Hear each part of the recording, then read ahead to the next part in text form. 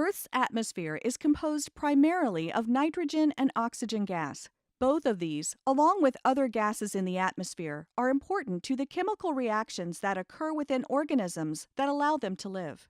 Greenhouse gases make up less than 1/10 of 1% of the atmosphere, but are crucial to our survival. Without greenhouse gases, the average air temperature on Earth would be negative 18 degrees Celsius, rather than the positive 15 degrees Celsius it actually is today. The sun radiates energy into space. Effectively, all of the sun's emission is so-called short-wave radiation, meaning that it occurs at wavelengths below 4 micrometers. This includes visible light, which makes up a little less than half of the sun's radiant output. When solar energy reaches Earth, some reflects off the atmosphere and the surface, and then travels back out to space.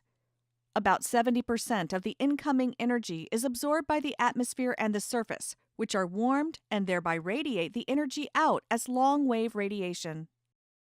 If Earth's atmosphere consisted only of nitrogen and oxygen with no greenhouse gases, the long-wave radiation emitted by Earth would travel directly out to space.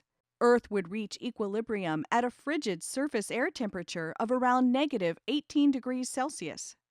But in fact, Earth's average surface air temperature is about 15 degrees Celsius. This is because of the presence of a small concentration of water vapor, carbon dioxide, and other greenhouse gases in the atmosphere. Greenhouse gases allow short-wave sunlight to mostly pass through to the surface, but they strongly absorb long-wave radiation emitted from Earth's surface and atmosphere. Because of the natural presence of greenhouse gases, Earth's surface and lower atmosphere are comfortably warm. Because long-wave radiation is strongly absorbed in the lower atmosphere, it is emitted out to space from higher in the atmosphere, from an altitude known as the effective emission height.